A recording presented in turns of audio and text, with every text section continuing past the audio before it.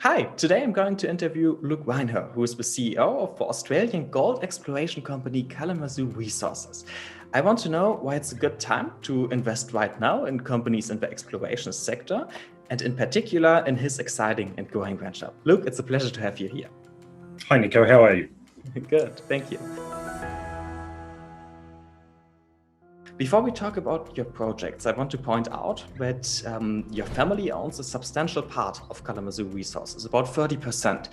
That's a very strong commitment, which we like, but please explain briefly why investors can bet on your expertise and who are your other shareholders and what benefits do you get from those supporters? Oh, of course. Well, Nico, Kalamazoo was started about 10 or 12 years ago by my brother and myself. And so we co-founded Kalamazoo, and we've managed to keep our majority interest, or a very large interest, ever since. But in the last couple of years, we've had a couple of major shareholders who have joined us who are pretty well known. Eric Sprott out of Canada, a very well known investor. Also Novo Resources, headed up by Quinton Henney. And so both those gentlemen have been providing some support to us, both technically and also support. But as well, of course, we've got a very good management team, and that's standing us in good stead. Sounds really good. We really like that strong commitment of yourself. Yeah. What's the company's corporate strategy by having several highly attractive exploration licenses? And especially, where do you put your focus on with all these projects? Yeah, I think it's like having children, Nico. We love them all. And certainly in Victoria, we've got some great assets, great gold assets. But also in the Pilbara, we've got our Ashburton and our sisters gold projects, and they take as much focus and investment from us. Okay, sounds good. Our investors want to know more about your valuation, also compared to your peer group. Can you explain briefly how your valuation is going?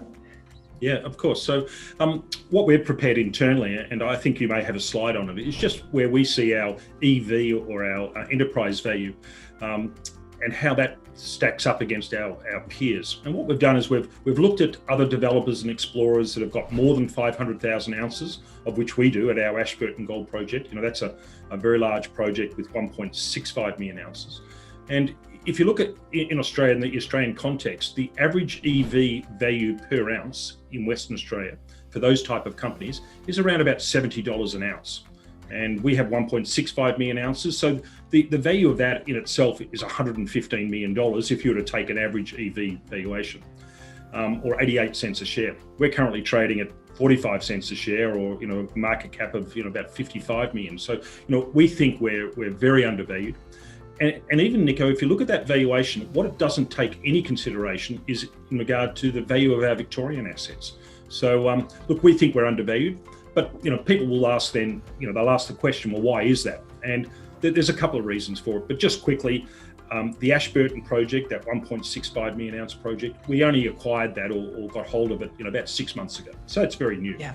People are wanting to see the work we're doing, drill programs, etc. We've started that. And of course, Victorian, Australian and gold stocks off, around the world are all probably 40 or 50% off their valuation highs. So I think that's probably the reason why.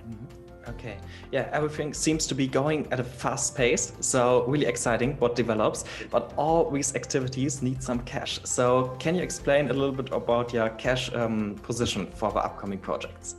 Of course. So we have about just under $9 million cash and receivables in the bank. Plus we have a number of options out there that are either in the money or, if exercised over the next 12 or 18 months, they'll bring in about or in excess of another $20 million. So we've got very good support financially, and we're pretty comfortable that that'll certainly give us enough capital for the next 12 or 18 months. Though having said that, okay, Nico, though, if we do get the results we anticipate, we'll probably go harder and faster. Okay, sounds good. That means that you have no difficulties to secure additional funding for your drilling campaigns. So all good. Cool. Can investors expect a lot of news flow during this year? Yeah, absolutely. So we have an upcoming drill program in Victoria at our Fentimans project, which is we expect that to start in about 3 weeks' time. We'll also be drilling at our sisters project in the Pilbara, probably at the end of March, early April.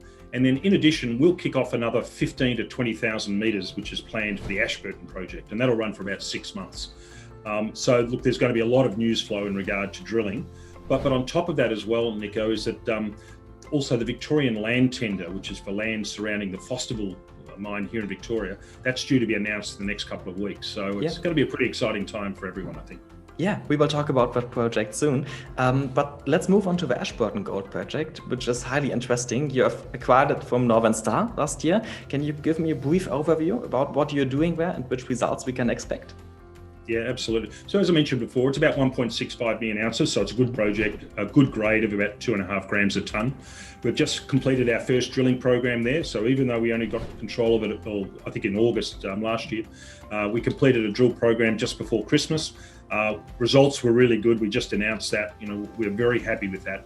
So what we'll do over the next 6 to 7 months, the next field season, 15 to 20,000 metres, a long strike and under the existing pits. And we're looking to expand that resource to, north of 2 million ounces. That's our plan over the next, 6 or 12 months. Sounds very exciting. Yeah, sounds like you're on the right region, Invested Australia. Yeah, very much so. When I reviewed your presentation, I was also bumped in your gold projects in Victoria. Very exciting.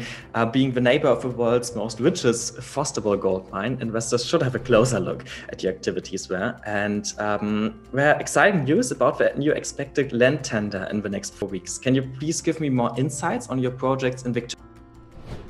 So unique to have those? Yeah, absolutely. So first of all, we completed just before Christmas last year as well, another drill program in Victoria. That was at our Lightning prospect. And that's now extended a strike length of about 2 kilometres between Mustang and Lightning, our 2 previous drill programs.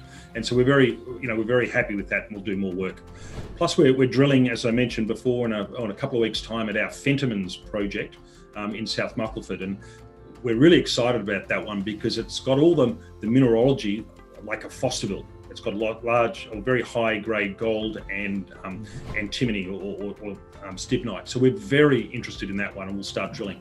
But then as you mentioned, the Fosterville land tender, the government will announce that who are the winning tenderers on that in the next, during March. So we'd expect the next 2 or 3 weeks and lots of competition, 28 companies we understand have bid for that, for what really is, well recognised as the world's richest and most profitable underground gold mine.